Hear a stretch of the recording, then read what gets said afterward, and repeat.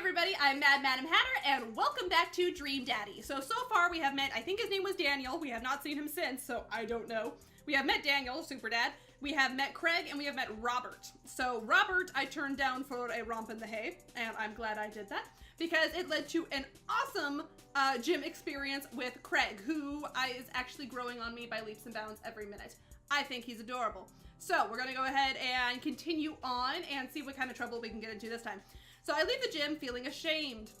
Craig used to deliver pizza from the pizza place around the street from our dorm, and now he can run circles around me, literally. Man, I really gotta work on this dad bod. I get home and I lie down on the couch. It hurts to move. Oh God, I'm so old. Oh no, I must have fallen asleep. What time is it?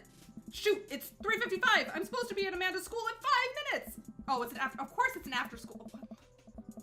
Brain must work. Of course it wasn't gonna be in the morning, it would be in the afternoon. I'm a teacher, I should know this. I frantically put on some clean clothes, apply a generous amount of deodorant, and run out the door. All right. Mr. Vega, I believe is the name of the teacher. I arrive at Amanda's school and check in at the front desk. They give me a bright orange visitor sticker and send me on my way. I'm barely awake and feeling pretty haggard, but hopefully nobody will notice. I check my watch and I'm relieved to see that I'm only 2 minutes late. Wait, was it room 103 or 108? I spot a youth. Spot a youth in my old man language. Spot a youth standing by his locker and approach him for help. Excuse me, do you know where Mr. Vega's classroom is? The youth turns around and looks me up and down with heavily lined eyes. Oh gosh. Come on, kid, I'm late for a meeting. Mr. Who? Mr. Vega. I don't know. Have you tried the exit? Okay, wise guy. Are you gonna help me or not? Fine. Up those stairs and to the left. Can't miss him. I head up the stairs and walk around, unable to find Mr. Vega's classroom anywhere. After a couple of minutes of searching, I head back downstairs. The punk youth sent me on a wild goose chase. Oh, are you really surprised? I get back to where the low-rent Gerald Way is standing, fully ready to give him a piece of my mind, when suddenly a head pops out of the classroom next to his locker. Oh. Lucian, don't you have third period to get to? Fine, Mr. Vega. Oh. Wow! Now I'm literally 10 minutes late. I glare at him as he walks away. We're not cool. Oh. You must be Hatter. This period's almost over. Would you mind waiting in the back? Ooh, is that Mr. Vega? Mr. Vega, ooh. He looks like Tom Selleck. Mr. Vega leads me in and I take a seat in one of the comically small student desks in the back. I must get, or I might get stuck in this. Oh. All right, where were we? Now, who can tell me about the unreliability of the narrator in J.D. Salinger's Catcher in the Rye? Oh my gosh, I so remember learning this in Honors English. Yes, Colin? Colin stands up and does the thing where he bows into the crook of his elbow to make a fart noise. Real mature. Nice. Oh. This is why I don't teach high school. The whole class erupts in laughter. All right, everybody. Very funny, Colin. Please sit down. Now, Holden Caulfield is an unreliable narrator in the sense that the bell for the end of the period rings. All of the students immediately get up and make a break for the door. Oh, we were so not allowed to do that in high school. We had to wait to be dismissed. Remember to do the reading and answer the response questions on page 194 in your textbook. Nobody's listening. Or not, I guess. Mr. Vega turns to me and sighs. Middle schoolers, right? Oh, it's middle school. Wait. But his daughter's in high school. Is this a hybrid middle school, high school? Because I know those exist. I've never been to one, but I know they exist. Don't you? Oh, it's okay. I'm not the only one who's confused. Don't you teach high schoolers? Both, you know. Budget cuts. Ah, yes. Right. Thanks so much for coming in. No problem. Mr. Vega? Please call me Hugo. I'll call you anything you want, honey. I don't normally do these impromptu parent-teacher meetings, but as I'm sure you know, Amanda's a very bright student, and I'm concerned about her recent behavior. What's going on? I don't know. Amanda has never been the most engaged student, but I know she cares. Recently, though, she's been falling behind, she's not completing assignments, and she has been doing really poorly on tests. I'd normally chalk this up to senioritis, but this is strange. I thought Amanda always shares everything with me. It hadn't even crossed my mind that something might be wrong. I just wanted to ask, is everything okay at home? We just moved, she's fine. Well, I don't want to put it off as she's fine if she's acting up. She has a tendency to bottle things up.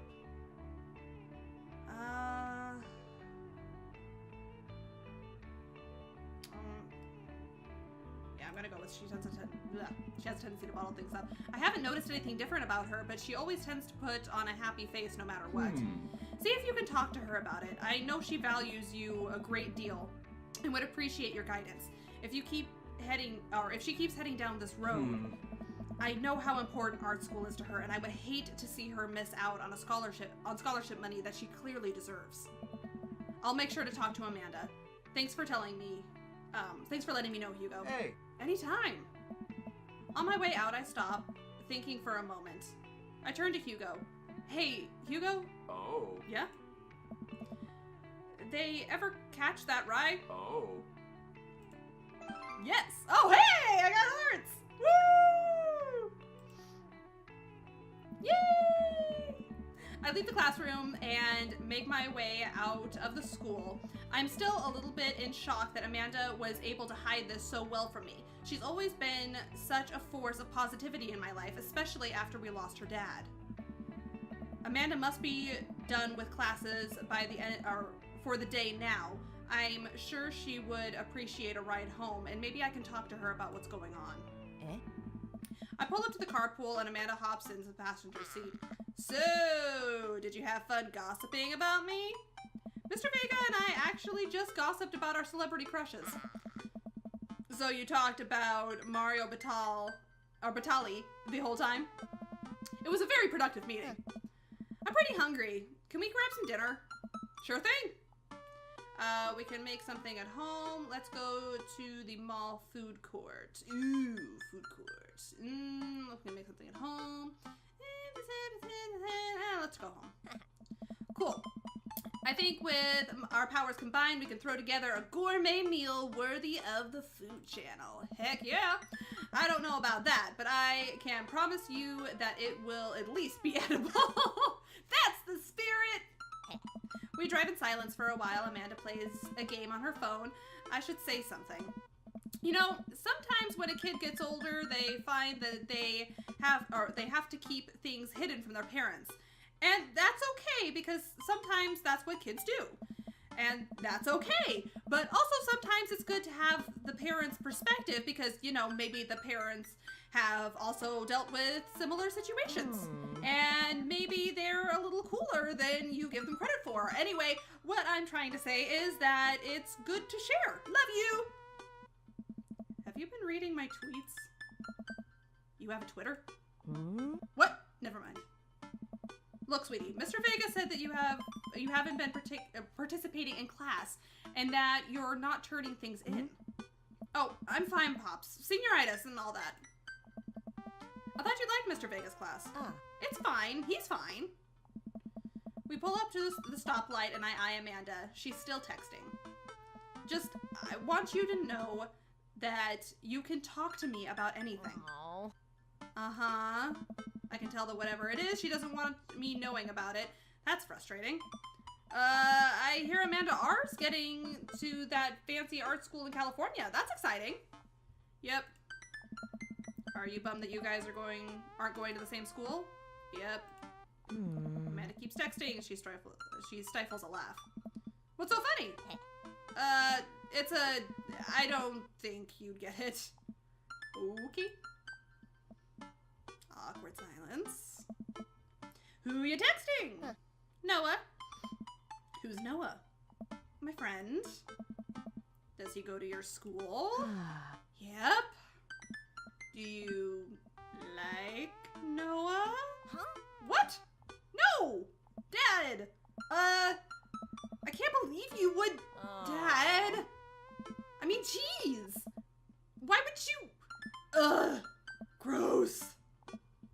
sorry, just asking. Dad, he's just my friend. Guys and girls can be friends. He's my friend. Okay. Jeez. This is going well. Well, good talk. Love you, kiddo. She leans forward and turns up the radio. I guess that conversation is over. Yeah, I'd say that's a pretty definitive, we're not talking anymore. Amanda and I get back home and start cooking some dinner. I found this artisanal mac and cheese recipe online, and I've been dying to try. Artisanal. There's 2 ingredients to mac and cheese. Mac and then cheese.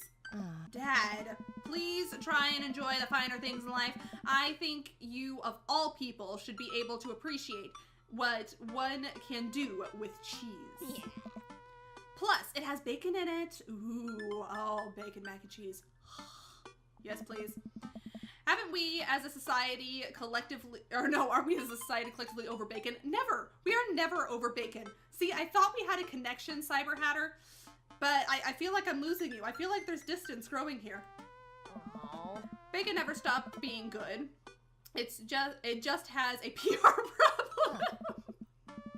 We get to work on the recipe. Amanda measures things out and handing them to me to drop in bowls so I can feel useful. Amanda puts me on bacon duty, so I chop a bunch of and toss it in a pan and get it sizzling. See, I always chop it after I cook it. Am I crazy? Am I doing this wrong? Am I doing bacon wrong? I feel like I need to learn something here. The key to good mac and cheese is a balance of texture and flavor, Pops. Not only are you gonna want the fullness of the cheese and bacon, but we also need the counterbalance it with the crunchy mouthfeel of breadcrumbs. I had never tried breadcrumbs in my mac and cheese. Maybe I'm missing out on the finer things in life. Maybe I should take this. Check on bacon. Mouthfeel? I'm gonna go check on bacon. It's still pink and rubbery. I give the pieces a little stir. Wait, what's a mouthfeel? Okay, so either way he's gonna ask about a mouthfeel. Why even give me the choice? You know, when you eat stuff and the texture, listen, I've been watching a lot of Food Channel and I honestly don't know what it means. It just makes me feel sophisticated to say. No, I get that. Every time I watch that channel, I just feel I just feel in order, hungry, jealous, insecure about my cooking ability, and then hungry again. That is accurate every time. I like the mouthfeel of that sentence. Oh my god. Amanda, mouthfeel isn't just about food, it's also about words that are fun to say. Gregarious. Let's see here. Check on bacon. Boisterous. I like boisterous. I'm gonna go with boisterous. Cattywampus. I love cattywampus. Contagious. Tabernacle. Oh, I like tabernacle. Discombobulated. Yes. All of a sudden, the bacon burst into flames. No! I must have been paying. Oh no, I should have checked on the bacon. Oh no! Fire! Fire! Oh god! Fire! I run around the kitchen looking for anything to put out the fire. I grab a cup of water and Amanda snatches it out of my hands. Nope. She puts it down and calmly gets a lid from the pantry. Oh my gosh, my child is smarter than me. And places it on top of the flames and turns down the heat. I finally calm down. Did I almost just burn down our brand new house because I was too busy saying silly words? Yeah. Indubitably. Cool. Who wants takeout? Well, couldn't they have still had the mac and cheese just without the bacon? It's a bunch of mac and cheese that just got wasted. Amanda and I order some Chinese food and eat on the couch of our new living room. She flips on the TV. Oh, cool. Long Haul Ice Road Paranormal Ghost Truckers is on. Your favorite, right? Oh my gosh, my husband and I would be so into that. Oh, hell yes. They have to make it over the Canadian tundra before the ice road melts, but also they're hunting ghosts. Huh. Also, the trucks are haunted. This is the episode I've already seen, but it's one of the best. Callum and Flint, Dogbone, The twin brother truck driving and ghost hunting duo find themselves in the greatest peril yet. Oh no! The ghosts done got control of the truck. I can't steer on them. They're damn ice roads. Let me use the EVP meter to try and communicate with the spirits. Flint, we're about to die. Ah, almost got it. If you listen carefully, it sounds like it said, you're gonna die. That's because we are about to die, you. This is art. The episode ends and Amanda excuses herself to go and start arrangements on the internet. I stay up a little longer, curious about the exploits of Callum and Flint Dogbone. After their disastrous ice road accident, afterward I crawl into bed and get a good night's sleep. After the crazy night you had last night, I think it could have been crazier. I saved him from some craziness. So, sleepy noises, sleepy noises. Morning, sleepyhead. 5 more minutes. You have never ever let me have 5 more minutes, so get up. Fine. We have cereal for breakfast and spend the morning putting together furniture. Amanda is much better at interpreting the tiny manuals. We're able to put together a few shelves and one desk, but I'm pretty sure it was supposed to be a bookcase. Huh. So, you excited for the cookout today? Excited to beef up my grilling skills. If there's food, I'm excited. If there's food, I'm excited. I'm all over those terrible store-bought sugar cookies that everyone brings to parties. Yeah, those are bad. Which means that there are more for me. Don't you want to meet some people in the neighborhood? I'll probably end up standing uncomfortably in the corner with a plate of food and hope that nobody talks to me. Oh my gosh, okay, we're zoning again. We're zoning again, Boy Hatter. Dad, you're a beautiful work in progress. We will get the butterfly to emerge from the cocoon. The social butterfly. Well, we better start getting ready. We definitely don't want to be late. Whoa. What? No, we have to be fashionably late. Who shows up to a cookout on time? You know what?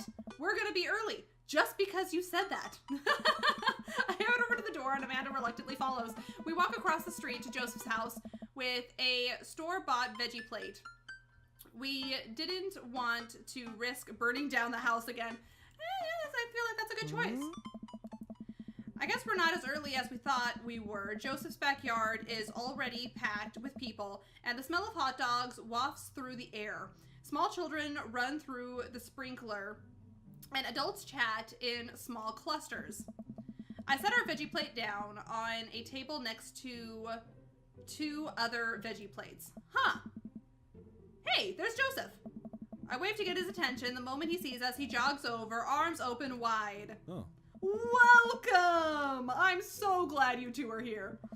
And you brought veggies. Let me introduce you to my family. Kids, come over here. This is Chris, my eldest. Hi. Oh gosh, it's terrifying. This is Christian and Christy. They're twins. Oh gosh. I feel like we're about to be in The Shining.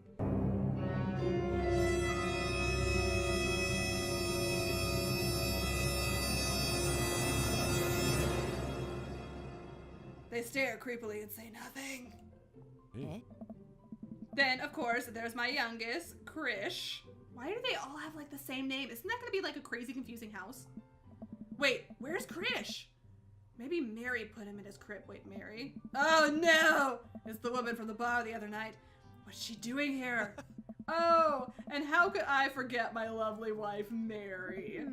Joseph pecks her on the cheek. She smiles. Mary, sweetheart, did you put Krish to bed? I have to go look for him. Oh. What? You'll have to...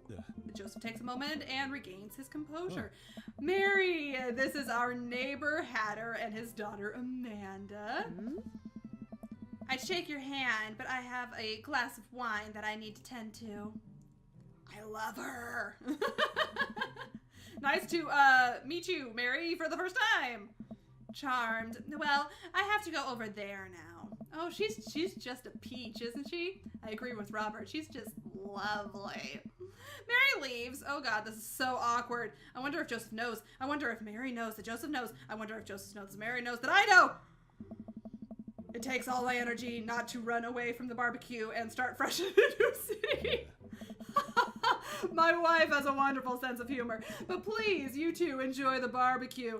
All you guys are really excited to meet you. All the guys. Not all you guys. All the guys. Here, let me introduce you around. Have you met Matt yet? Who's Matt? Who? Oh. Hey, Matt, come over, or come meet our new neighbors. Oh. Hi. This is Hatter and Amanda. Amanda and I both give him a wave.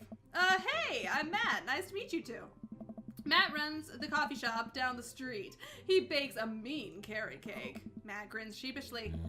He also knows everything about music. He records collections, his record collection takes up a whole wall of his house. Wow.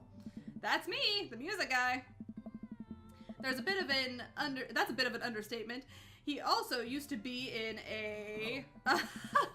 I'm just the music guy.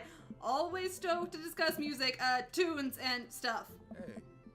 That's so cool. I love music. Hey, yeah. Matt's ears seem to perk up. Hey. Oh, yeah? What kind of stuff do you listen to? Dad rock. Top tier stuff. Almost exclusively songs about being sad. Dad rock. Let's go with that. You know, with the guitars and the drums and the lyricism about growing older and seeing the world changing before your eyes and you don't know how to deal with it. Oh. Buddy, I relate to that. Hey. Cool, alright. Matt stands there for a second. So... Hey. Right. Cool. Hey. Well, I'll be making the rounds. Feel free to stop by later. Is he as afraid of people as you are? He might be. Let me introduce you to Damien. Who's Damien? Joseph beckons a tall, oh gosh, gothic attire over, oh no. Oh gosh! No thank you! Good eve, friends. Damien! This is our new neighbor, Hatter. Ah, so lovely to meet you. Damien shakes my hand and then bows. No, thank you. If ever you're interested, it would bring me great pleasure to host you for a spot of afternoon tea. Wow, yeah, that sounds rad. Oh. Splendid. Well, I must be off. Perhaps our paths shall cross again. Damn, that's one classy dude. No, thank you. Well, I think I've actually met everybody else. Great! I bet you're excited to get to know everyone better. Hope you both enjoy yourselves. Amanda and I mill around and try some of the food spread out on the table. I pick at some deviled eggs. Amanda grabs a small paper plate and immediately begins piling it with baked goods. Yes. Girl after my own heart. Yes. I don't want to have to make friends. Come on, Dad. Who are you gonna party with when I go off to school? But I don't want to have to do the pleasantries. Dad. They're gonna talk about weather. Go, do it. Make a friend. But how could I possibly abandon my only child at a social function? That's bad parenting. This plate of cookies is my new dad. Bye! Amanda shows me to the center of the yard. Well, here goes nothing. I look around the party and am surprised to see some familiar faces. Oh, it's the coffee guy! Or is he the music guy? Didn't I meet that guy at a bar? Didn't that guy throw a frisbee at my head? The mysterious goth guy! Isn't that Amanda's teacher? Hey, I know Craig! But wait a second, all these people live in the cul-de-sac? That can't be right. That I'd better investigate. Let's see here, talk to Robert and Brian. talk to Matt, Hugo, and Craig, talk to Joseph and Damien. Damien kind of scares me, so I'm gonna say no to that one. Burger time. You know, I'm gonna push myself. I'm gonna go talk to Matt, Hugo, and Craig because I really like all three of those guys. They are yummy. So we're gonna go talk to them. Yes. Hello. Matt and Hugo seem to be embroiled in an intense discussion. Craig looks up, smiling politely. I walk over to say hello. Well, I don't think it's fair to try and compare two art movements like that. Periods in art only exist because they're a unique byproduct of the social and political climates of the time and place, and to try to make something like, say, the Rococo period and compare it to the postmodernism in America, you're completely disregarding the context in which the work of art is created. Matt and Hugo seem to be so busy talking that they didn't notice me. Craig leans in. Dude, I have no idea what's happening. Talk to Craig. Well, they seem to, I don't want to, like, interrupt them. Well, I guess I'm not interrupting if I'm listening in. And I'll talk to Craig. I turn my attention to Craig, who seems a little more attentive to my existence. How'd resistance training go the other day? Oh. Great! Little River here is a great cheerleader. Aren't you aren't you tiny bro? Craig grabs River's arm and waves them around. Oh, you can do it, Dad. I'm so proud of you. I'm sorry for pooping on you. Oh my gosh, I like Craig more and more every time I talk to him. She must be a handful at that age. Oh, they always are. Nice. But it's so worth it. Craig grabs River's arms again and waves them around.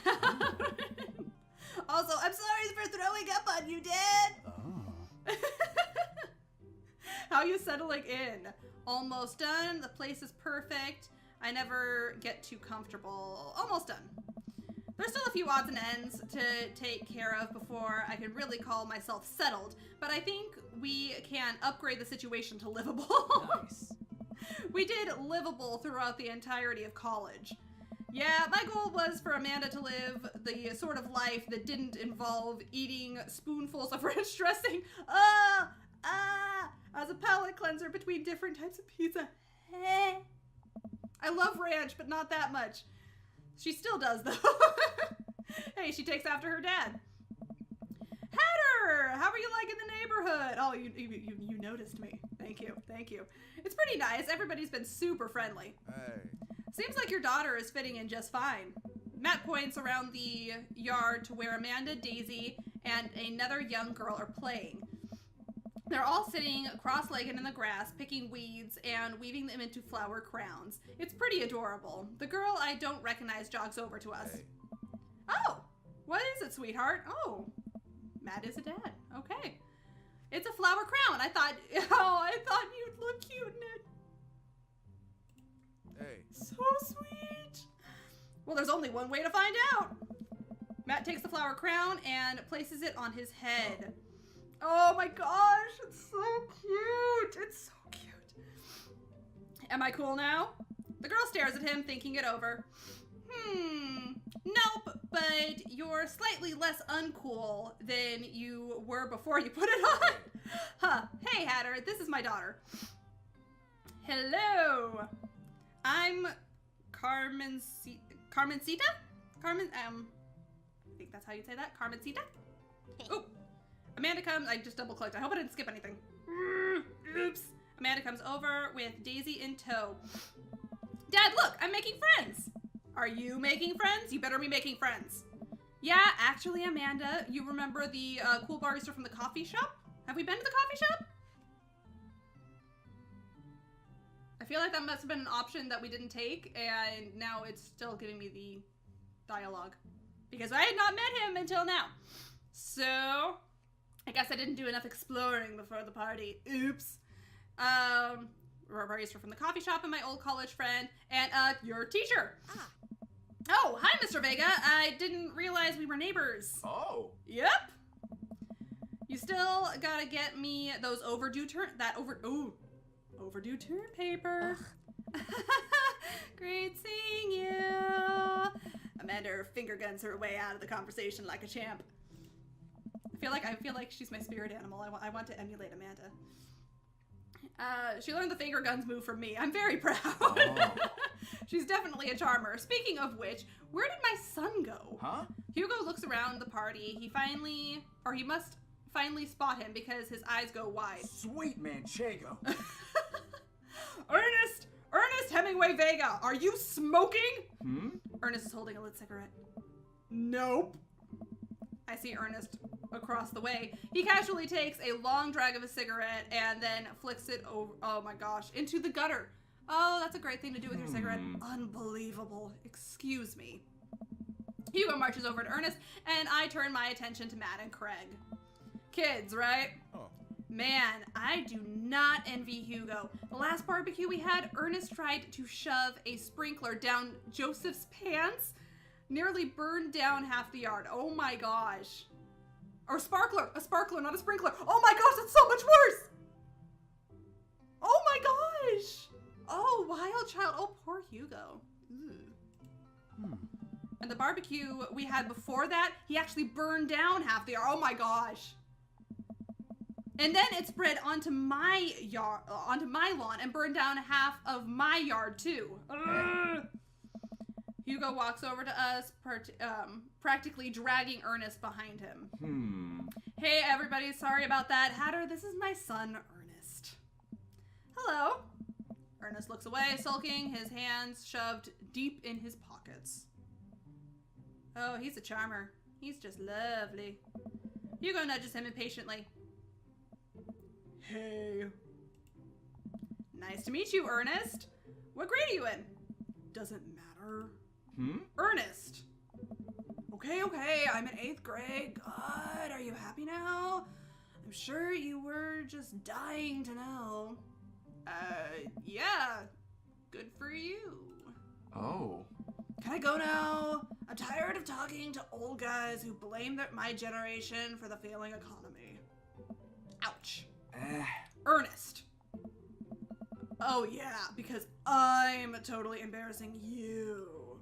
He's a charmer. He is great. Ernest puts headbuds in and storms off to stand in the corner. Well, that was certainly something. He seems nice. Hugo puts his head in his hands and sighs. I am so sorry. He's having a really rough time.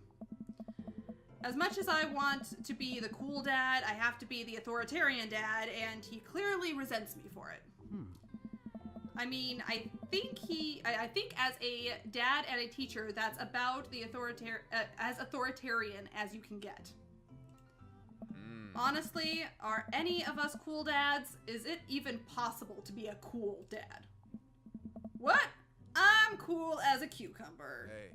See, that right there. You can't say that. Why not? My kids think I'm cool. But for how long, Craig? How long can we get to be the cool dads? I don't know. Well, this is a bummer conversation. Hey. I think we just have to accept the fact that as dads, we've become the machine we once raged against, and accept our fate to unironically wear socks with sandals. Yeah, your kids may think you're cool now, but the moment they hit puberty, you're doomed. Amanda's 18 and she still thinks I'm cool.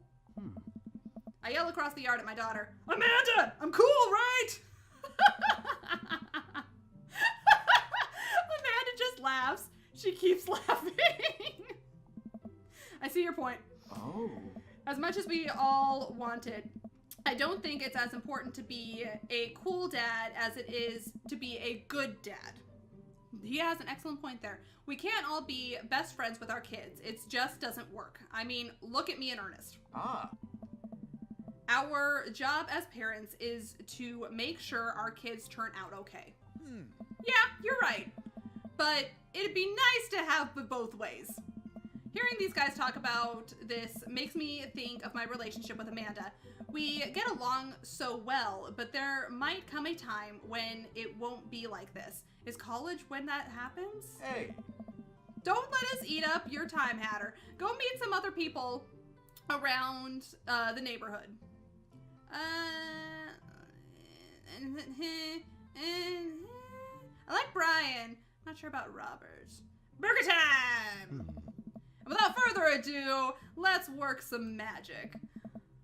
Joseph closes his eyes, takes a deep breath, and gets to work. With the greatest of ease, he sets patties on the grill, flourishing as he flips the spatula in the air. It's easily some of the best grill work I've ever seen.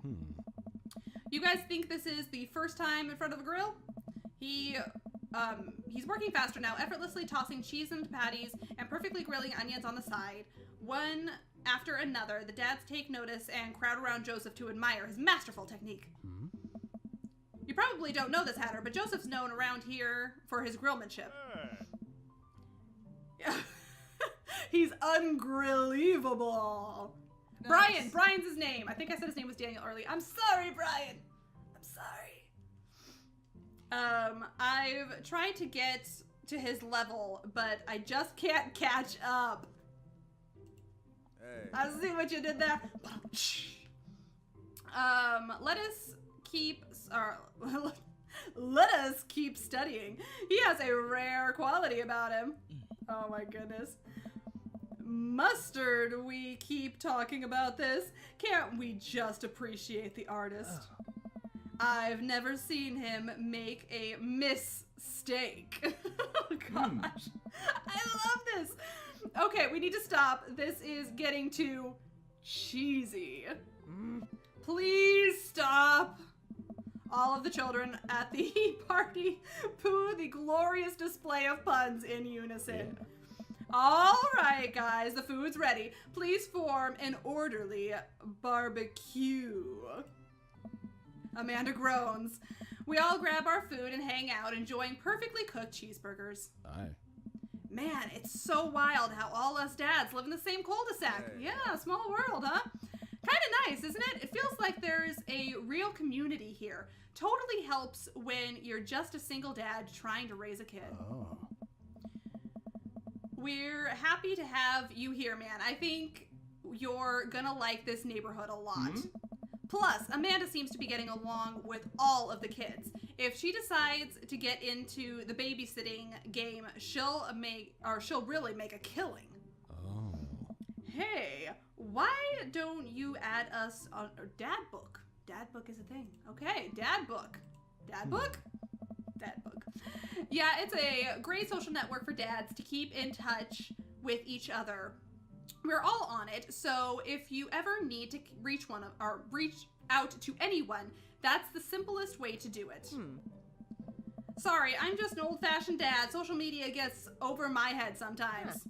Don't worry, Pops. I'll help you figure it out. The rest of the barbecue goes smoothly. We all trade stories and drink beer as our kids play on the lawn. Amanda breaks up a fight between Carmencita.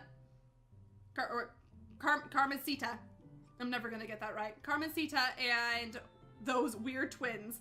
I think they wanted her soul. All right. So I'm like all out of time. I've actually gone a little bit over, so I apologize for the long episode. So yes, I'm gonna call it there. If you like what you just saw, please make sure you hit a like, leave me a comment because it lets me know how I'm doing. Make sure that you subscribe for more fun content. And as always, I will see you guys next time down the rabbit hole.